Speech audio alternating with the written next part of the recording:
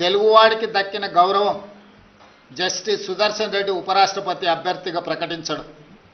అందుకే మనందరం కలిసికట్టుగా 42 మంది లోక్సభ సభ్యులు, 18 మంది రాజ్యసభ సభ్యులు, ఉభయ రాష్ట్రాలకు సంబంధించిన వాళ్ళందరం ఒక తాటి మీదకి వచ్చి జస్టిస్ సుదర్శన్ రెడ్డి గెలుపులో భాగస్వాములు కావాలి.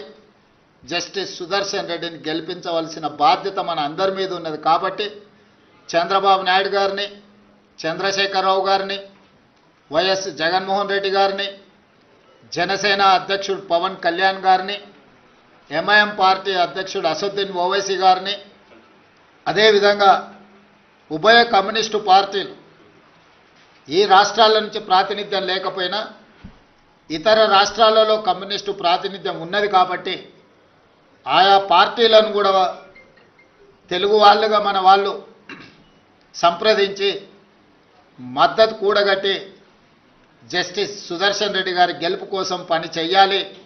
జస్టిస్ సుదర్శన్ రెడ్డి గారి గెలవడము ఇప్పుడు అవసరం. ఎందుకంటే రాజ్యాంగాన్ని పరిరక్షించాలంటే న్యాయ నిపుణులు, న్యాయ కోవిదులు రాజ్యాంగాన్ని ప్రజలకు ఆ స్ఫూర్తిని అందించడానికి ఉపరాష్ట్రపతిగా ఉంటే ఇది దేశ ప్రజలకు ప్రయోజనం చేకూరుతుంది, ప్రజాస్వామ్యం కాపాడబడుతుంది. అందుకే ప్రజాస్వామ్యాన్ని పరిరక్షించడానికి రాజకీయాలకు అతీతంగా మనందరం ఏకమై జస్టిస్ సుదర్శన్ రెడ్డి గారిని గెలిపించాల్సిన అవసరం ఉంది.